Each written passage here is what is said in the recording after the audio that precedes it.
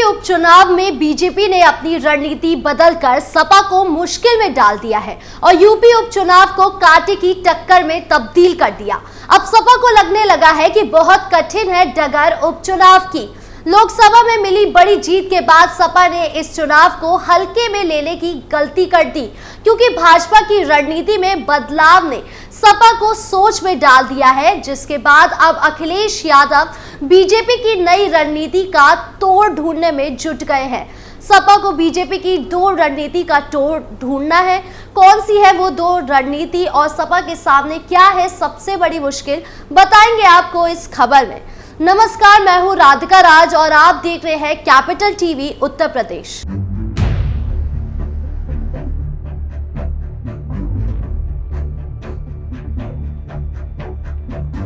UP उपचुनाव में सारा खेल जातीय समीकरण का है, जिसका फायदा सपा को लोकसभा चुनाव में मिला था। इस समीकरण को समझने में बीजेपी ने गलती कर दी थी और बड़ा नुकसान झेलना पड़ा था, लेकिन अब बीजेपी ने भी जातीय समीकरण को तवज्जो दी है और नई चाल चल दी है। बीजेपी ने अखिलेश के पीडीए यानी पिछड़ा दलित अल्पसंख्यक के लिए पीडीए का ही तोड़ ढूंढा है। पिछड़ा दलित और अगड़ा, जिससे ये लड़ाई अब कांटे की हो गई है। वहीं इसके साथ साथ बीजेपी का एक नारा भी खूब काम आ रहा है, बटोगे तो कटोगे। वहीं इसके साथ साथ बीजेपी का एक नारा भी खूब काम आ रहा है, बटेंगे तो कटेंगे। बता दें कि अब बीजेपी का ये नारा राजनीति में नया नारा बन चुका है और सपा को यही डर है कि कहीं इस नारे का असर यूपी उपचुनाव में ना दिख जाए, हिंदू वोट पूरी तरह से बीजेपी के पक्ष में ना चला जाए।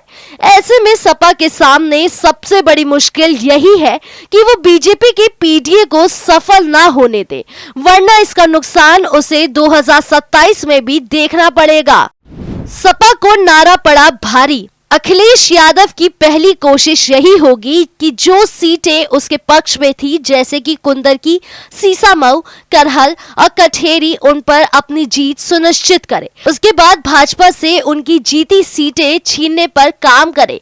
सपा को ये पता चल गया है कि बटेंगे तो कटेंगे के नारे का असर उपचुनाव पे पड़ सकता है, इसलिए सपा की तरफ से भी कहा जाने लगा है, पीडीए ना तो बटा है और ना ही बटेगा।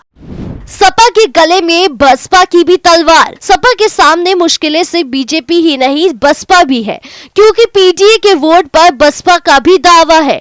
बसपा ने भी दलित वोट के लिए अपनी लड़ाई तेज कर दी है। अब अगर बसपा ने अल्पसंख्यक वोट में सेंध लगा दी तो सपा के लिए उपचुनाव जीतना बेहद मुश्किल हो जाएगा।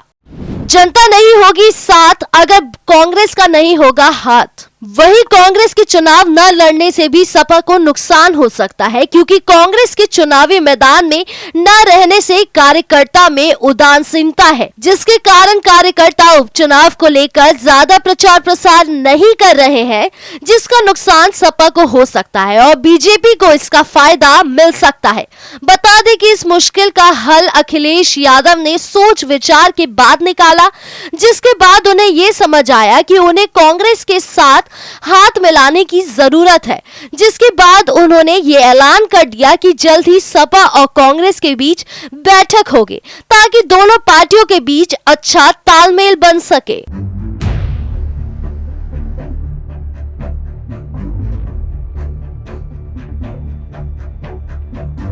सपा हर एक पैतरे लगा रही है जिससे यूपी उपचुनाव की आखिरी सीढ़ी तक पहुंच सके।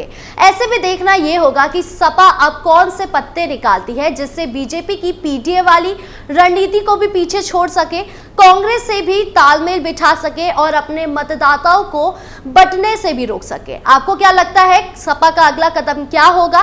कमेंट बॉक्स में जरूर बताएं और उत्तर प्रदेश की तमाम बड़ी खबरों से जुड़े रहने के लिए देखिए कैपिटल टीवी उत्तर प्रदेश।